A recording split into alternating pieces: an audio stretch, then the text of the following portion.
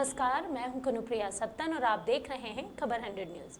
आइए नजर डालते हैं आज की कुछ खास खबरों पर, लेकिन उससे पहले एक नजर आज की हेडलाइंस की ओर।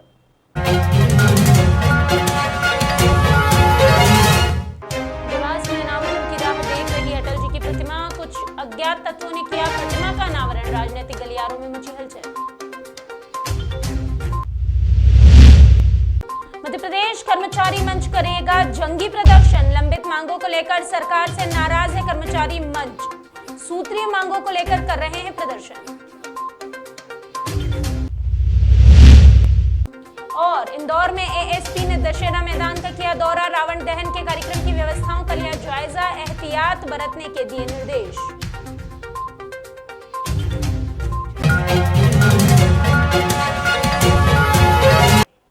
देवास के बालगढ़ में देश के पूर्व प्रधानमंत्री अटल बिहारी वाजपेयी की प्रतिमा साल भर से अनावरण की राह देख रही है। ऐसे में विगत दिन कुछ अज्ञात तत्वों ने इस प्रतिमा का अनावरण कर दिया, जिससे राजनीतिक गलियारों में अब हलचल मच गई है। इसे लेकर राजनीतिक आरोप लगाया जा रहा है।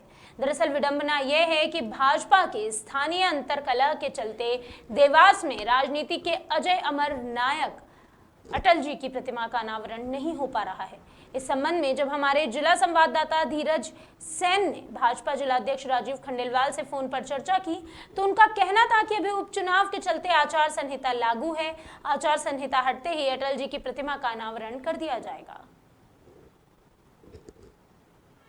हम बालगढ़ चौराहे पर हैं, जहां पर पितृपुरुष अटल बिहारी वाजपेयी की प्रतिमा लगी हुई है। प्रतिमा को लगे हुए करीबन 1 वर्ष बीत चुका है, लेकिन प्रतिमा का अनावरण अभी तक नहीं किया गया है। प्रतिमा का अनावरण बुधवार को एक युवक ने सीढ़ी पर चढ़कर किया था, जिसकी सूचना नगर निगम के आला अधिकारी व भाजपा पदाधिकारियों को लगी, तो उन्होंने मौके पर पहुंचकर प्रतिमा को पुनः ढकवाया। 1 वर्ष बीत चुका है, लेकिन भाजपा अभी तक ये तय नहीं कर पा रही है कि प्रतिमा का अनावरण कौन करेगा। पूर्व में भाजपा द्वारा तय किया गया था कि मुख्यमंत्री शिवराज सिंह चौहान इस प्रतिमा का अनावरण करेंगे, लेकिन वे भी अभी तक नहीं हुआ है। और प्रदेश अध्यक्ष वीडी शर्मा द्वारा भी प्रतिमा का अनावरण किया जाना था, लेकिन प्रदेश अध्यक्ष भी अभी तक अनावरण के लिए नहीं आए हैं। लेकिन अब ज़्यादा देखना होगा कि प्रतिमा का अनावरण भाजपा किसके द्वारा।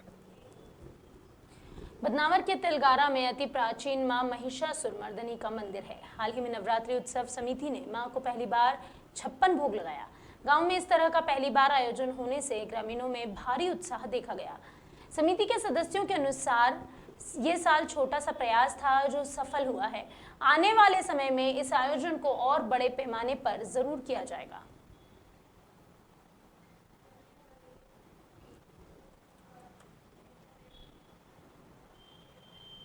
इंदौर के हीरानगर थाना क्षेत्र में एक युवक ने फांसी लगाकर अपनी जीवन लीला समाप्त कर ली है। यहाँ निखिल नाम के एक युवक ने अज्ञात कारणों के चलते अपने कमरे में फांसी लगा ली। परिजनों की अगर माने तो निखिल को अस्पताल भी ले जाया गया, लेकिन तब तक उसकी मौत हो चुकी थी, जिसके चलते डॉक्टर ने उसे मृत घोषित कर दिया। युवक ने आत्महत्या जैसा कदम आखिर क्यों उठाया, इसकी अभी जानकारी नहीं लग सकी है। ऐसे में पुलिस ने प्रकरण दर्ज कर लिया है और मामले की जाँच शुरू कर दी है। हाँ, मामला ऐसा है कि कल दिनांक को शाम के समय थाने पर सूचना प्राप्त हुई कि श्यामनगर मेन में निखिल पिता राजू देशले नाम के लड़के ने घर में फांसी लगाकर आत्महत्या कर ली है ना। सूचना पर से थाने हीरानगर पर उम्र कायम किया गया है, जिसकी जांच की जा रही है। जांच दौरान अभी आज दिनांक को इसका पोस्टमार्टम किया जाएगा यहाँ मजदूर में, जिसका जांच का असल कारण पता चलेगा। लेकिन अभी वर्तमान में जितने भी उनके परिवारजनों से बात हुई है, मृत्यु का कोई निश्चित कारण पता। मध्य प्रदेश कर्मचारी मंच अपनी लंबित मांगों को लेकर सरकार से नाराज है। ऐसे में कर्मचारी मंच ने आगामी 22 अक्टूबर को 1 दिवसीय अवकाश लेकर जंगी प्रदर्शन का ऐलान किया। इस बारे में कर्मचारी मंच के प्रदेश अध्यक्ष अशोक पांडे ने बताया कि 8 सूत्रीय मांगों को लेकर सरकार ने अब तक कोई ठोस फैसला नहीं लिया है। इसके विरोध में प्रदेश भर के कर्मचारी हड़ताल पर रहेंगे। पांडे ने चेतावनी देते हुए कहा कि अगर सरकार अब भी कर्मचारियों की मांगों को अनदेखा करती है तो प्रदेश में हो रहे उपचुनावों में कर्मचारी संघ जिला स्तर पर उग्र आंदोलन करेगा। मध्य प्रदेश के शासकीय 62 विभागों में 1 लाख से भी अधिक पद तृतीय श्रेणी चतुर्थ श्रेणी के रिक्त हैं। उन पदों पर हमारी मांग है कि स्थायी कर्मियों को, कंप्यूटर ऑपरेटरों को, दैनिक वेतन भोगियों को, संविदा कर्मचारियों को, आंगनबाड़ी कार्यकर्ताओं को नियुक्ति दी जाए।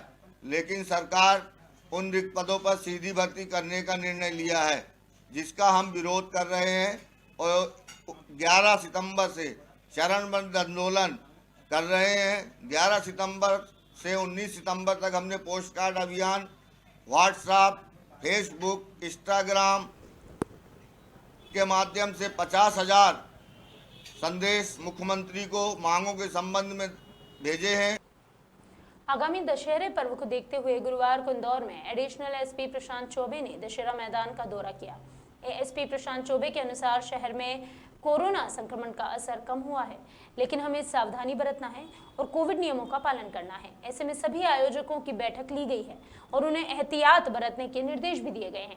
गौरतलब है कि दशहरे के पर्व पर शहर में अलग अलग स्थानों पर रावण दहन के कार्यक्रम होंगे, जिसके चलते प्रशासन भी काफी मुस्तैद है।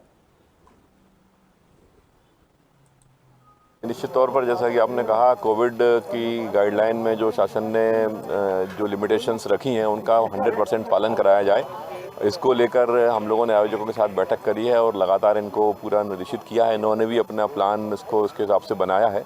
जैसा कि यहाँ जो भगवान की सवारी यहाँ लाते थे रोड पे चला के, तो वो इन्होंने कहा है ग्राउंड के अंदर ही उसको आयोजित करेंगे, ग्राउंड से बाहर रोड पे नहीं चलाएंगे। अभी के लिए बस इतना ही। बाकी खबरों का सिलसिला लगातार रहेगा। आप जुड़े रहिए खबर 100 न्यूज़ के साथ, जनता की बुलंद आवाज।